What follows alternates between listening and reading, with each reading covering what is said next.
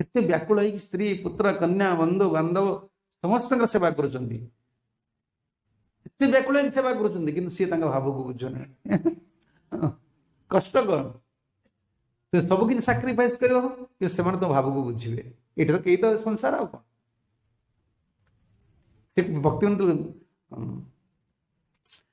ଦୁଃଖେ ଜଳେ ବିନୋଦର ଅଙ୍ଗ ହ ତୁମି ସତ୍ୟ କାମ ଛାଡ଼ ତୁମେ ମିଛା କାମ। ସତ୍ୟ କାମ ତୁମେ ହୁଅ, ମିଛା କାମନା କରନି। କେବେ ବି ଜଗତରେ କିଛି ମିଳିବ ନାହିଁ। କେବଳ ବଞ୍ଚିବା ପାଇଁ ଆମେ ଅନ୍ୟକୁ ଘୃଣା କରିବାନି, ବନ୍ଧୁତ୍ୱ ଭାବନାରେ ବଞ୍ଚିବା, କିନ୍ତୁ ସୁଖ ଶାନ୍ତିରେ ରହିବା ପାଇଁ ଆଶା କରିବା ଅନ୍ୟ ପାଖରୁ। ସେମାନେ ମତେ ଅନୁକୂଳ ହେଲେ ମୁଁ ସୁଖରେ ରହିବି, ତାହେଲେ ଭଗବାନଙ୍କର ଆବଶ୍ୟକତା କଣ ଅଛି? ସେଇଟା ଭ୍ରମ। ମତେ ଗୋଟେ ଭଲ ସ୍ତ୍ରୀ ମିଳିଲେ ଯେ ସ୍ତ୍ରୀର ଆବଶ୍ୟକତା ତୁମର ଥାଇପାରେ, ତ ବଞ୍ଚିବା ପାଇଁ ଚାହୁଁଛ, ଗୋଟେ ସହାରା ଅଛି, କିନ୍ତୁ ସିଏ ଯେ ତୁମକୁ ସୁଖ ଦେବ ଏଇଟା ଭାବନି। ବଞ୍ଚିବା ପାଇଁ ଯେତିକି ଆବଶ୍ୟକ,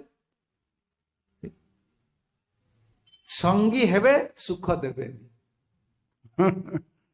ଏଇ ହଉଛି ସଙ୍ଗୀ ନହେଲେ ବି ବଞ୍ଚି ପାରିବେନି। ଜୀବନ ତ କାମନା ଅଛି, ଶରୀର ଅଛି, ତାର ବିଭିନ୍ନ ଡିଜାୟାର ରହିଛି, ଠିକ ଅଛି, କିନ୍ତୁ ଆଶା କରନି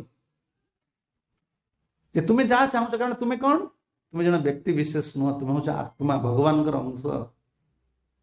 ତୁମକୁ କେହି ବି ତୁମର ସଙ୍ଗୀ ହେଇପାରିବେ ନାହିଁ। ପାର୍ସିଆଲି, ଆଂଶିକ ଭାବରେ କେହି ତୁମକୁ ତୁମର କଥାକୁ ବିଚାର କରିବେ। ପୂର୍ଣ୍ଣ ଭାବରେ ତୁମେ ଯାହା ଚାହୁଁଛ ସେଟା କେବେ ସମ୍ଭବ ହବନି। ସେଥିପାଇଁ ସମସ୍ତେ ଦେଖିବେ, ସ୍ୱାମୀ ସ୍ତ୍ରୀ ଯେତେ ସମ୍ବନ୍ଧ ରହିଛି, ସମସ୍ତେ ଗୋଟେ ବିଷର୍ଣ୍ଣ ଅବସ୍ଥାରେ ଅଛନ୍ତି। ସେ ମତେ ଏମିତି ବୁଝୁନାହାନ୍ତି, ସେ ଏମିତି କରୁନାହାନ୍ତି। ଆରେ ଏଟା ତୁମେ ଆଶା କରନି, କାରଣ ତୁମେ ଜଣେ ଆତ୍ମା।